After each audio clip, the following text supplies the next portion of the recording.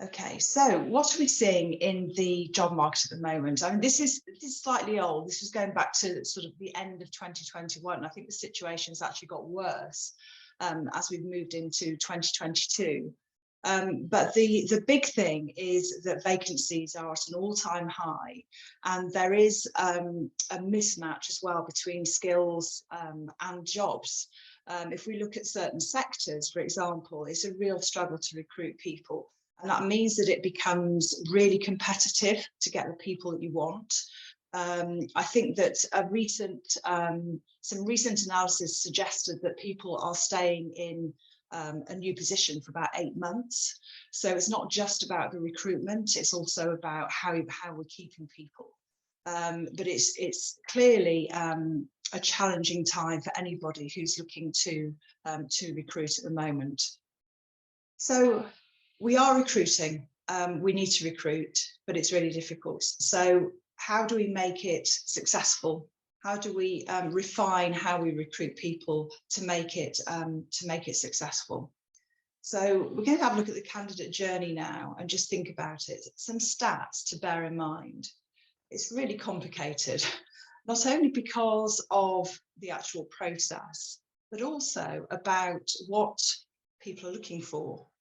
So whilst we can say as employers, we want to recruit people, we also have to say, what is it that people are looking for? And Jonathan Boyes, who's a labour market economist at the CIPD, said recently that he believed that the balance of power has shifted a bit. It's now sort of shifted towards employees. And so employers need to make sure that their employment offer is competitive, looking at a range of benefits as well as the salary. So flexible working, for example, is really important to some people. And I'll talk a little bit about what are the different drivers for different people depending on where they are. But it's interesting, isn't it, when you look at, what's important to one person might not be as important to others. But there are lots and lots of things that weigh on people's minds when they're looking for employment. So I've put together a slide here, which I think is quite interesting, and it's sort of what's important. And by that, I mean, what's in it for me from the candidate's perspective. So not from our perspective as employers, but actually from the candidate's perspective. Attracting talent is a science, I think. One approach won't suit all. And we need to understand that different people have different drivers. So if we take the younger workplace demographic, for example, what's important to them can well be things such as value and purpose. They want to make a difference. Environmental, they look at the sort of mission and values of an organisation to see, does it match, does it resonate their own? And also we're social beings, and I think it's been really hard through the pandemic for young people in particular in their first or second job, or maybe they're graduates coming in, because part of that whole work experience is a social aspect, and I think they've really missed out on that. And so we need to think about that when we're recruiting now, as things are changing, but I don't think we're ever going to go back to where we were. Things like work-life balance is really important to those younger people. And also they're looking for those personal development opportunities. So when we as employers are thinking about our employment offer, are we considering those drivers for those people? And as we move into our 30s and 40s, our priorities might well change. So we still need to work, we still want to work, but actually the things that are important to us are maybe more focused on having some flexibility around both our location of where we work, maybe our hours and so on. We're also interested in knowing what health benefits or what does the whole benefits package look like? Are we paying into a pension scheme, for example, and what does that look like? So financial health is important. We're also interested in job security, and at the same time in our 30s and 40s, maybe thinking, where do I want to go for my career? Because my career is going to be long. You know, the days of people, I'm not saying they've gone completely, but let's face it, we're having to work for longer. So what's my career pathway? What does this employer offer me? Again, as we move into our 50s and above, you know, the pressures that we're sort of facing may be related to caring for elderly parents and so on. So therefore, flexibility then becomes important to us. But so does financial, the elements of it. So we might be planning for retirement, but actually we know we can't afford to retire. So therefore, is my job secure? Do you as an employer offer them some job security? So we just need to think about that. You know, what do we need to bear in mind to attract the talent that we need? Talent attraction or candidate attraction begins way before you speak to them. You know, we need to be, particularly at the moment, not only looking at those people or attracting those people who are actively seeking work, but we also want to potentially tap into that passive pool of talent. That means people who are working already, but they're working somewhere else. So, you know, how do you draw them in? You know, what's your particular EVP or employee value proposition? How will you stand out against competitors? So going back to that, what's in it for me? We need to be putting ourselves into the candidate's shoes and really thinking, you know, for the job profile, for the candidate that we're looking for, what's important to them, what will resonate with them, and how do we stand out? And we'll talk about that a little bit more.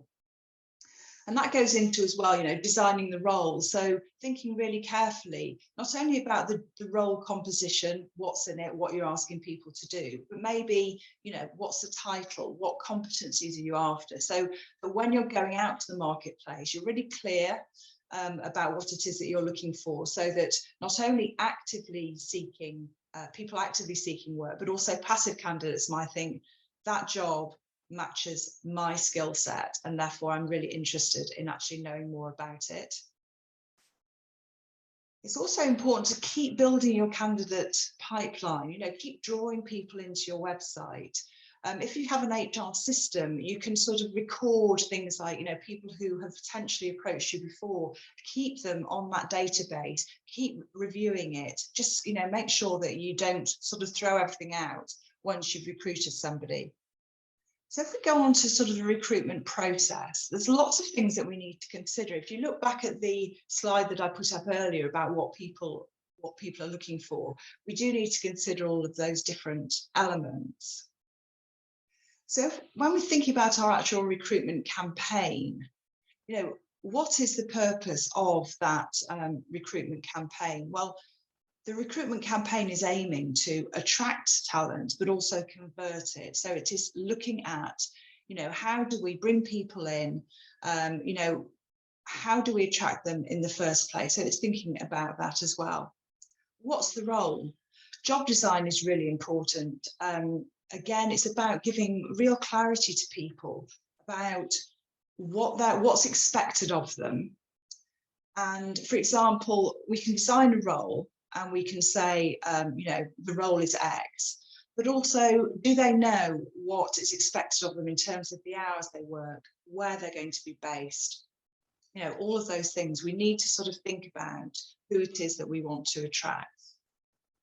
What's your budget? You know, recruiting can be really expensive. So you need to ring fence some money for that and just think about how much you're prepared to invest in order to attract the people that you want. And I think just on that, I think that will vary depending on the position. Obviously, you're not going to invest, you know, 10, 20, 30,000 pounds, for example, on a, if you like, a relatively low budgeted role. So it's thinking about that. And also the candidate profile. Be really clear about, you know, who are we trying to attract? What do we want in that person? So what's ideal? Now, I think we also have to be realistic, and it's something that I've seen in my own experience, and I've also seen it in other instances where you sort of have a profile of somebody in mind, and we all want everything. But we're really lucky if we're able to get everything in one person. And so I think when you're thinking about the profile, it's important to say, okay, yes, what's ideal, what's non-negotiable, because clearly some jobs require absolute skills, otherwise, and competencies, otherwise they can't do the job. But not every role requires that. So it's saying what's non-negotiable, what's ideal, but actually what compromises might we be prepared to make, and we might have to make. When we're thinking about the messaging, when we're putting out our message, we're putting out our sort of our note, what's your brand? And I don't want to be sort of jargony about it, but actually your employer brand is really important. And I think it's becoming increasingly important because, as we talked about earlier, we're not going to attract the people that we want if our brand doesn't represent us in the right way. And so it's got to be authentic, but it's also got to speak about, how do you want to be seen? What's your culture? And so often you will see on websites and in messaging that sort of, why you should want to come and work for us. And a good way of doing that is to include maybe some quotes from people who are working for your organisation already, maybe even a short video, maybe some case studies, really short things that draw people in. And that goes back to that, what's in it for them. So I talked about what's in it for me. It's thinking about, what's in it for them. So are you speaking to their priorities? So when you're putting out your messaging, whether it's on your website or in an advert and so on, is it right for the demographic and for the level and for the type of person you're trying to attract? Are you using the right language that will appeal to them, that they will, buy into and understand them and understand? So it is about thinking about age and stage. If you're trying to attract young people into their first role, what's important to them?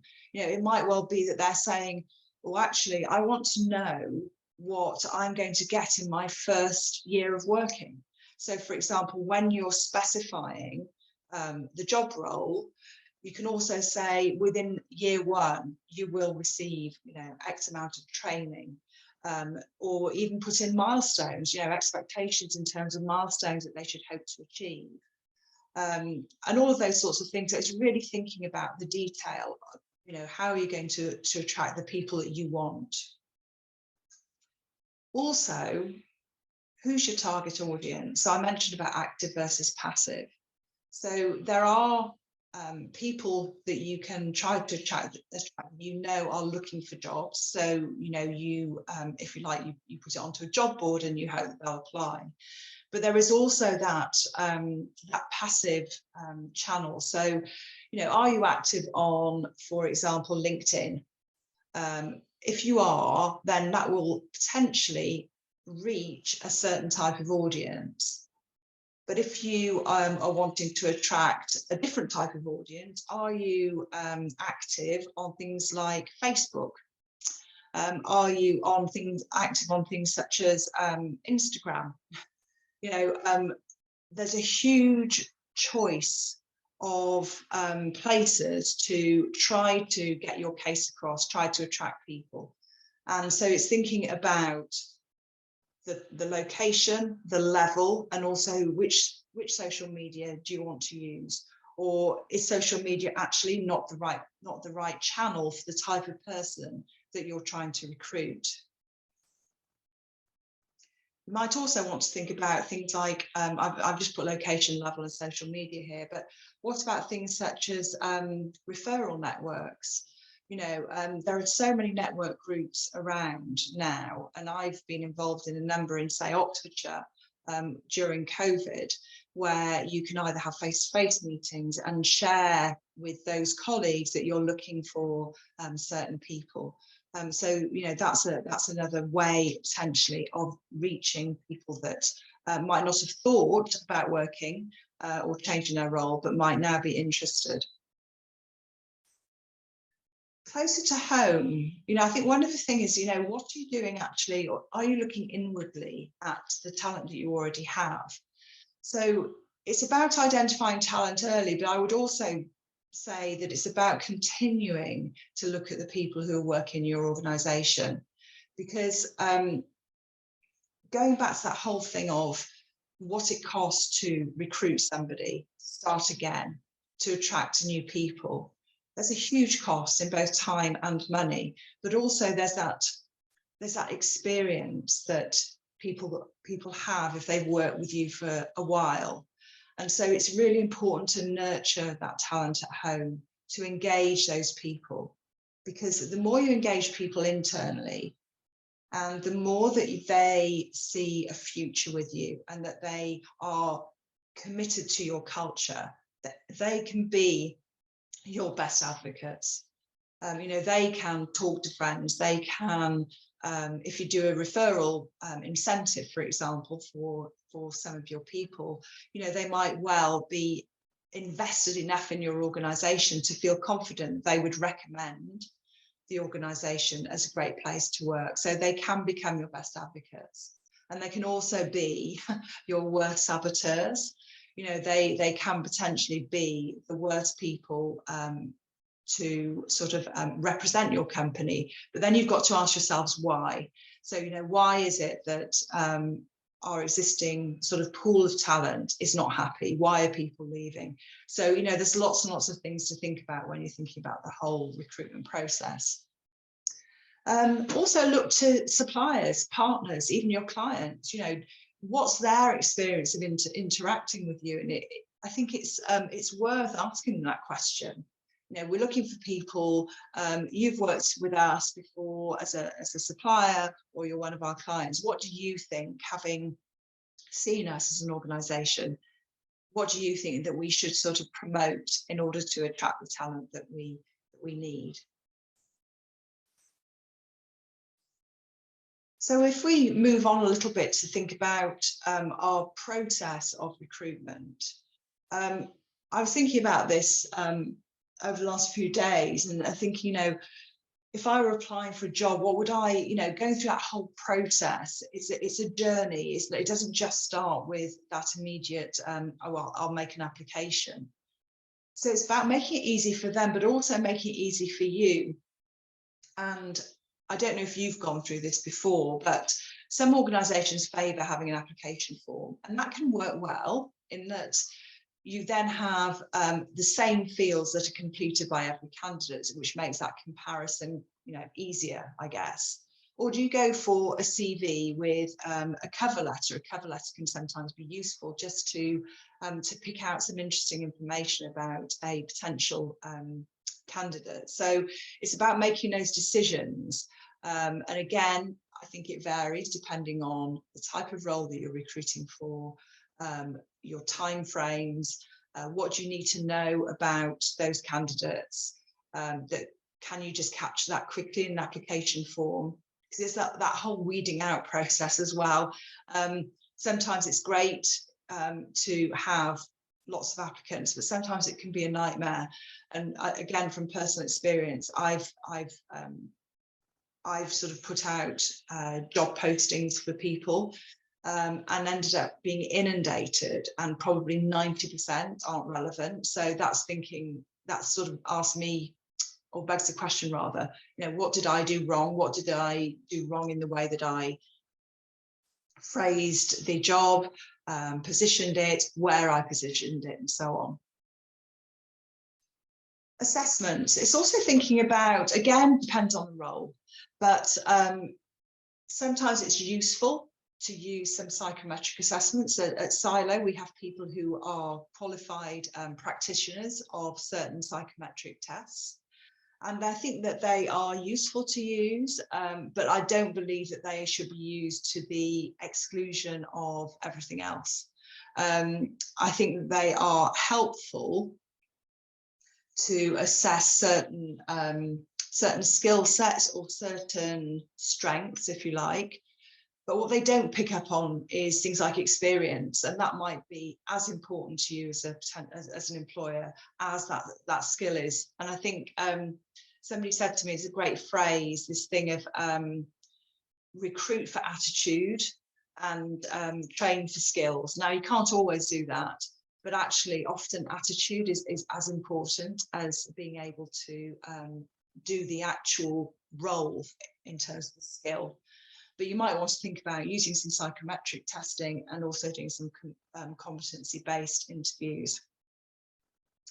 Pre-interview, now this is an interesting one actually. I did a webinar recently, and somebody who was on the webinar said that what they did in their organisation, again, to slightly reduce the pool of candidates that they were going to invite for the full interview, they'd shortlisted, say, 5 people, and they actually got one of their senior leaders to have a call with that person before they came in for interview.